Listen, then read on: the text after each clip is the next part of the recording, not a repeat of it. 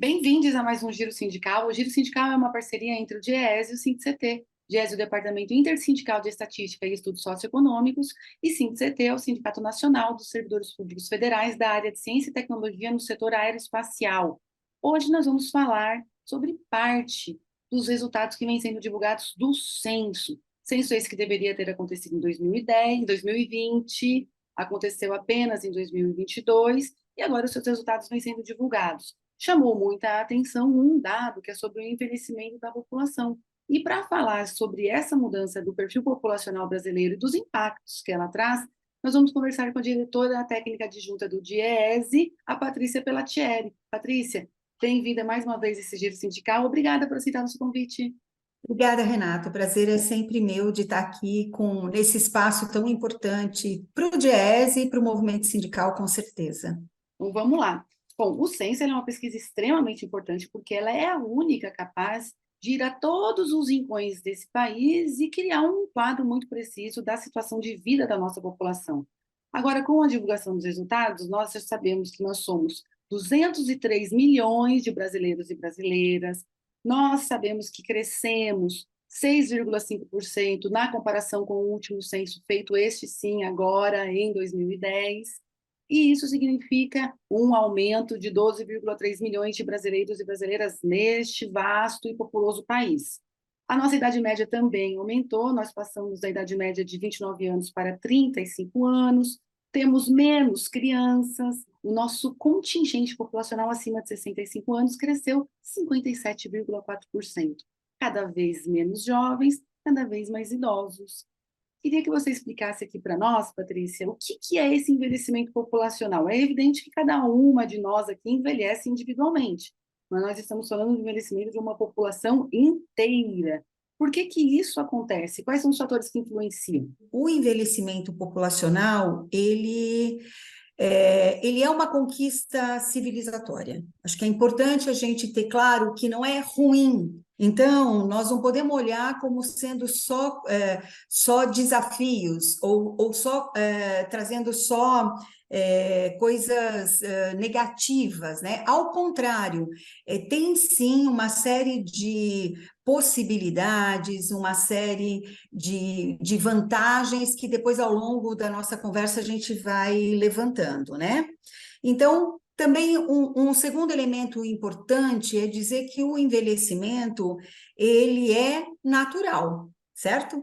Isso estava previsto, vamos dizer, talvez não a velocidade ou não a forma como tem acontecido, mas olhando a experiência de outros países, essa trajetória do envelhecer, de uma população envelhecer, também já estava colocada há bastante tempo, há décadas, vamos dizer assim, mas no caso do Brasil, mais especificamente a partir da década de 1970. No caso brasileiro,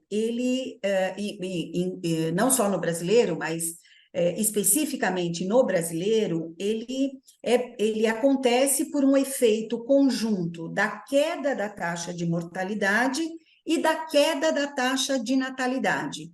Ou seja, nascem menos, né, menos bebês, e as pessoas demoram mais para morrer, morrem menos. Então, é a conjunção desses dois fatores que faz com que nós tenhamos aí esse envelhecimento. Então, nós podemos dizer que o Brasil, por esses dados do censo 2022, ele está ficando mais velho e mais feminino, né? A femininização da velhice não é um fenômeno só brasileiro. O Brasil, ele teve uma maioria de homens na população até a década de 1930. Em 1940, na década, nós empatamos mulheres e homens, e a partir de 1950, as mulheres ultrapassaram os homens, chegando agora, em 2022, uma diferença de 6 milhões de pessoas, né? Então, mulheres a mais que homens. Por isso que a gente diz que a velhice brasileira e a velhice mundial, mas a brasileira em especial, ela é muito feminina. Esse superávit de mulheres, no caso brasileiro, ele ocorre a partir do grupo de 25 da faixa etária, né? 25, 29 anos. Enquanto a média mundial, isso só acontece a partir do grupo etário de 50 a 54 anos. Os homens aqui morrem por fatores externos, né? Morrem mais do que as mulheres em acidente de trânsito, violência, homicídio. Então, quando a gente vai pensar qualquer política pública olhando para o envelhecimento da população, nós temos que levar isso em conta, seja nas políticas de trabalho, seja na de seguridade, seja inclusive nas políticas de fomento ao desenvolvimento econômico. Tentando pensar daqui para frente como vai ficar a população brasileira, você diria que a nossa tendência é acompanhar isso que já ocorre em outros países, principalmente nos países mais ricos, em que esse envelhecimento populacional ele já vem ocorrendo há décadas, ou é uma trajetória que a gente pode alterar a depender de determinados fatores? O envelhecimento é um fato, e ele vai continuar. Portanto, e não é novidade e não deveria ser surpresa. Então, portanto, ele não é uma tendência passageira. Como a gente lida com esse envelhecimento é que está em aberto, vamos dizer, né? Nenhum país do mundo avançou, como você citou aí, os países ricos.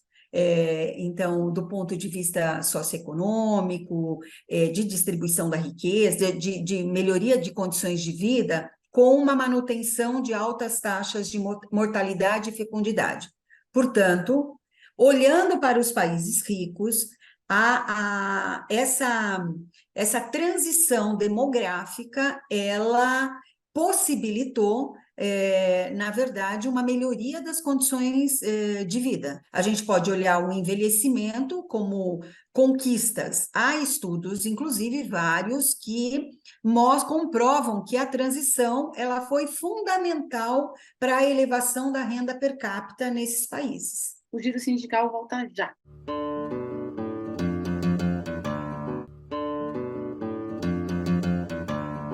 O Giro Sindical está de volta e este programa recebe a diretora técnica adjunta do Diese, Patrícia Pellatieri, e nós estamos conversando sobre as divulgações recentes do censo acerca da população. Patrícia, quando a gente fala em envelhecimento da população, tem dois termos que são muito frequentes, que são bônus demográfico e janela de oportunidades.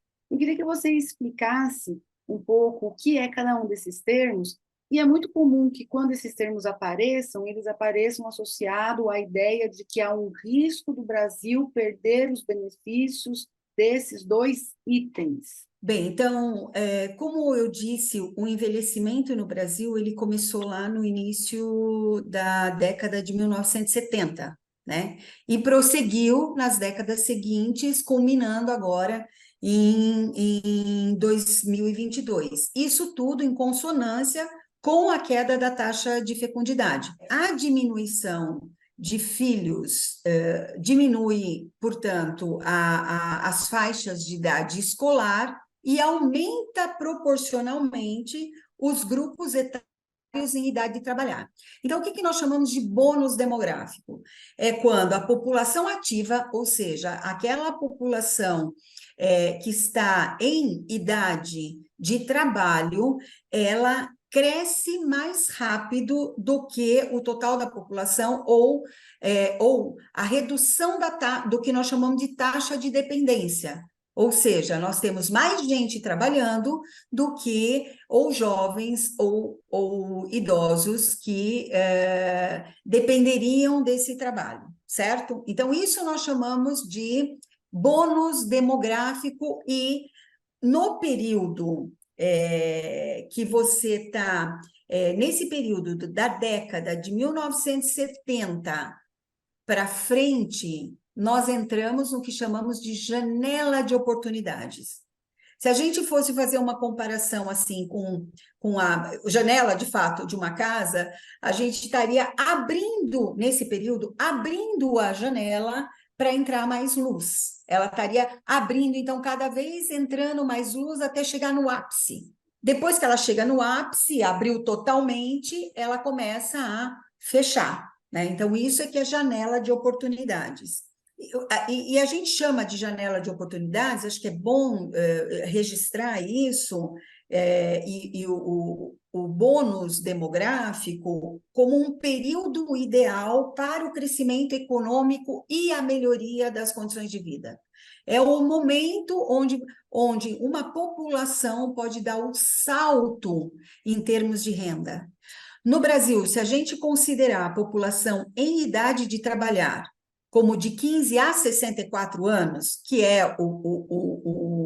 a regra mundial, vamos dizer assim, nós atingimos o auge do bônus demográfico em 2022. Nós temos ali 69,3% de população em idade de trabalhar.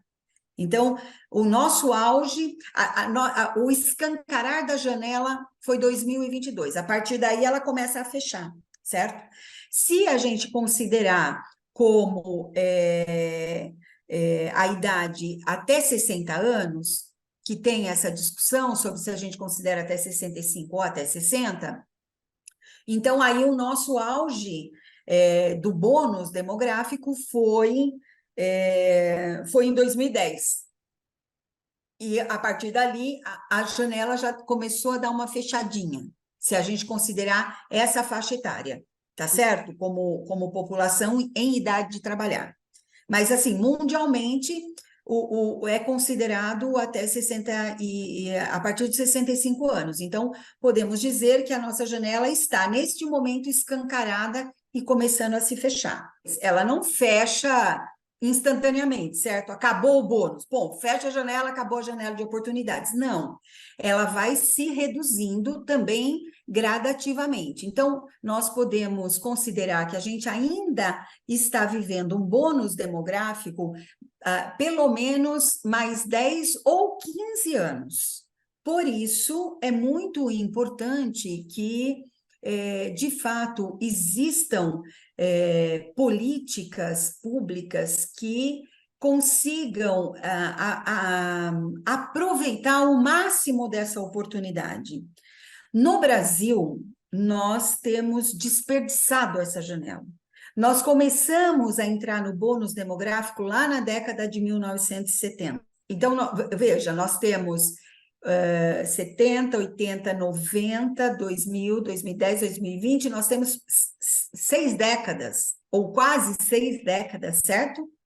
De bônus demográfico, mas nós continuamos com uma renda per capita que é metade da renda per capita dos países desenvolvidos e com um IDH muito abaixo do que também tem esses países desenvolvidos, né? Então, a gente viveu neste período um processo de desindustrialização intensa, e nós sabemos que a questão da indústria ela é fundamental para o desenvolvimento, para as ocupações de melhor qualidade, de melhor renda.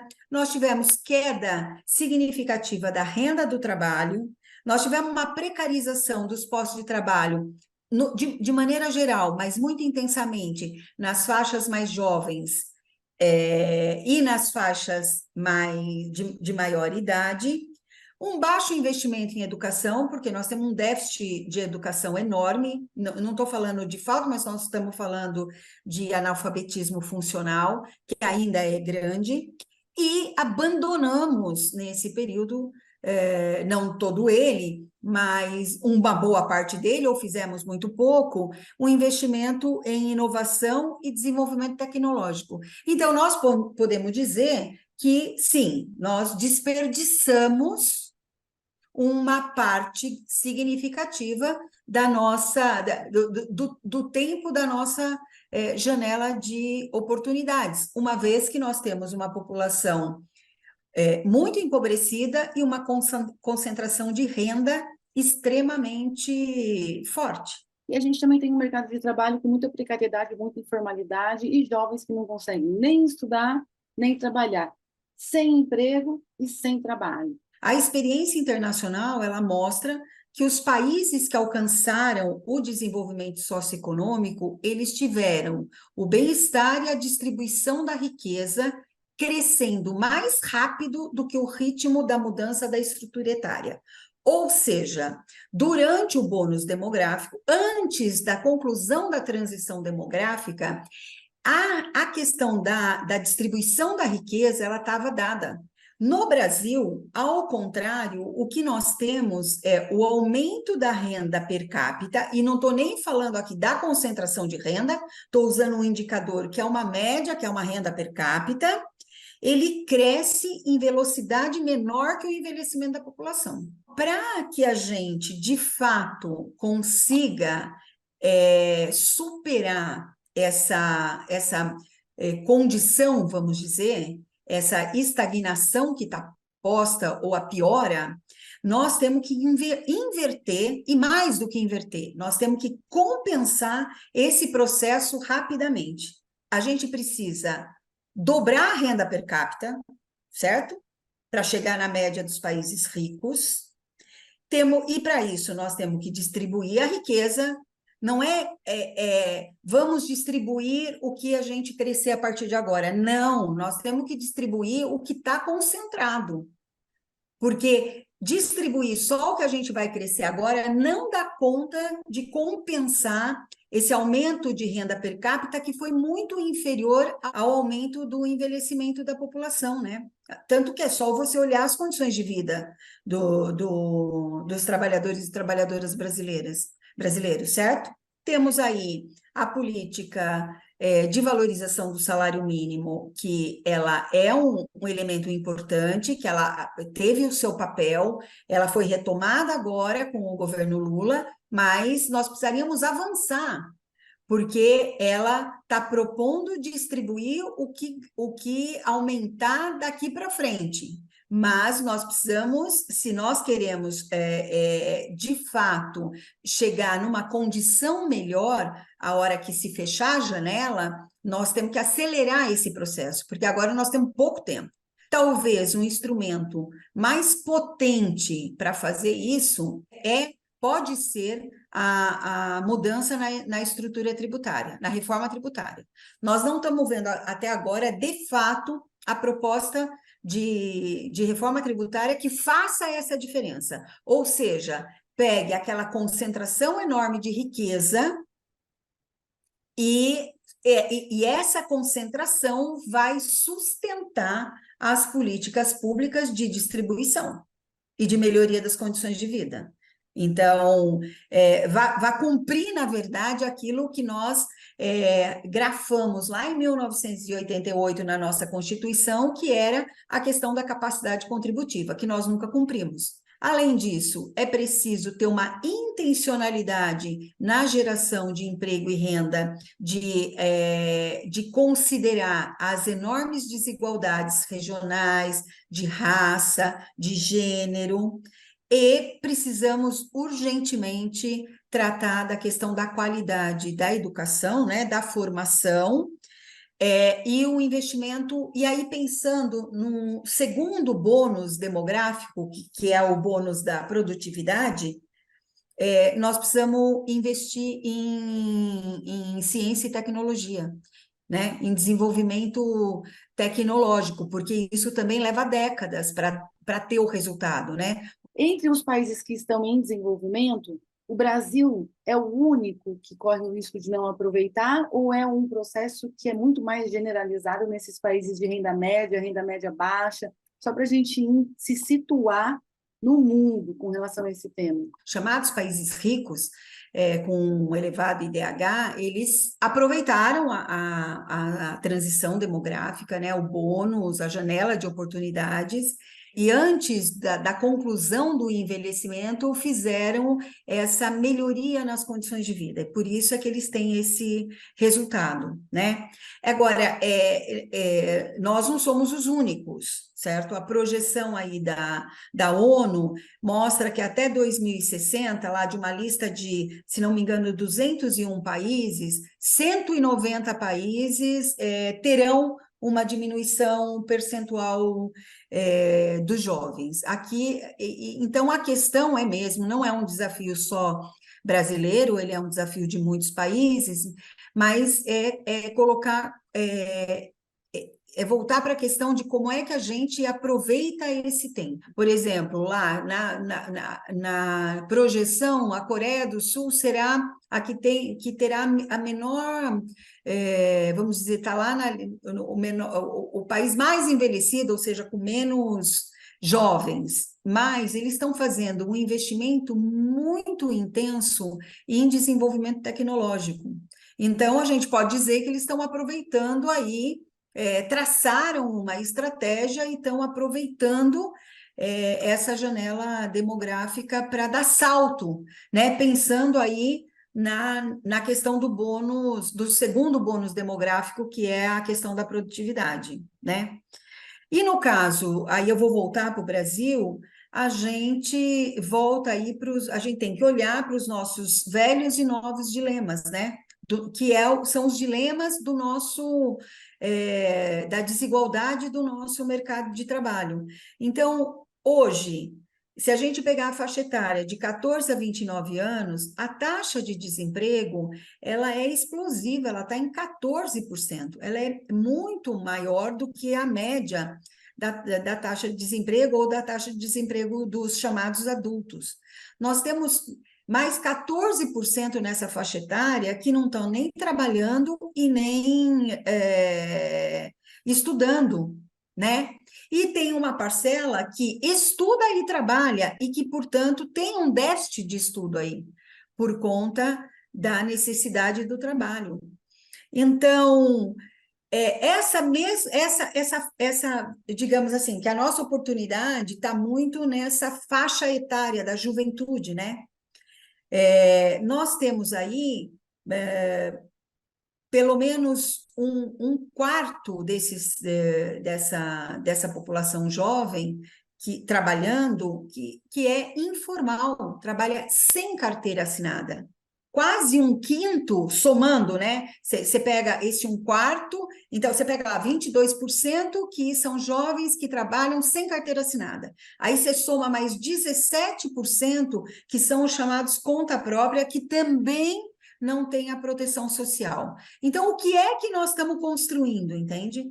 Quando você olha para isso, você fala, bom, nós temos podemos ter problema de sustentação de um sistema de seguridade, porque parcela significativa da nossa população em idade ativa está no mercado informal, em empregos de baixa qualidade, de baixa remuneração, sem nenhuma proteção. Ou a gente muda, transforma esse mercado de trabalho, ou, de fato, a gente está fadado a um futuro um futuro empobrecido, né? E voltamos já já.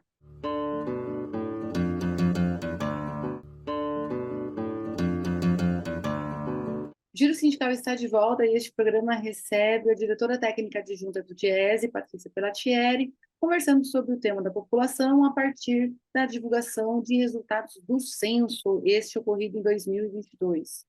Patrícia, os países mais ricos, esses que já estão com a população mais envelhecida do que a nossa, como tem sido o comportamento deles com relação a políticas públicas, com relação a esse pós-bônus demográfico? Principalmente os países europeus, né?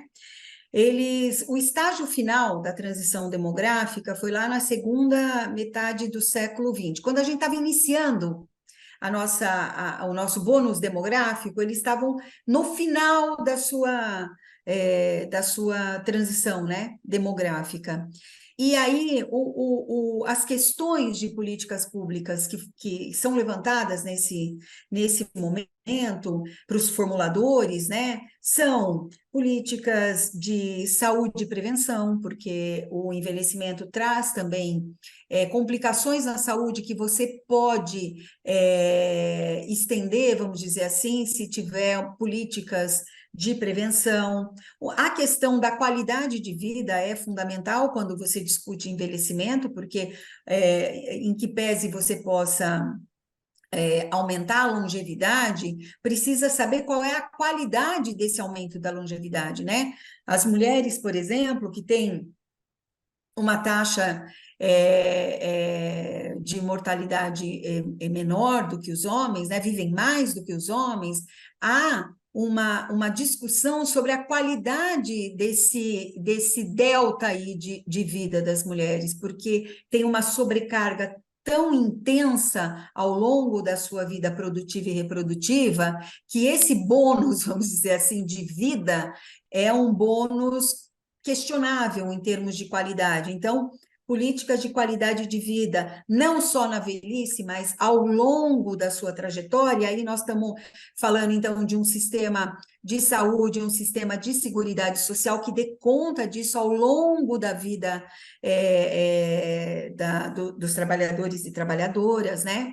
Qual é o papel, como é que é a divisão entre as responsabilidades da família e o papel do Estado em termos de assistência nesse envelhecimento? Precisa ter um pacto social. Não é verdade que quando você falou, a gente pensa na previdência nesse envelhecimento, sim, a gente pensa por conta dos debates que são colocados, mas não é verdade que isso não caiba dentro das políticas públicas, né? Isso é uma questão de pacto social, é uma questão de escolha da onde você coloca o recurso que é público, né? Então, é perfeitamente possível você distribuir o recurso público para as necessidades da população, né? Então, acho que isso não está posto, não é possível dizer que o orçamento público não dê conta do envelhecimento da população, não é razoável isso, não é razoável dizer isso, né? Então, tem também a questão tem que se pensar a questão do que é a valorização dos idosos, né? O reconhecimento como trabalhador, o que contribuiu, que pode continuar contribuindo. Então, esses países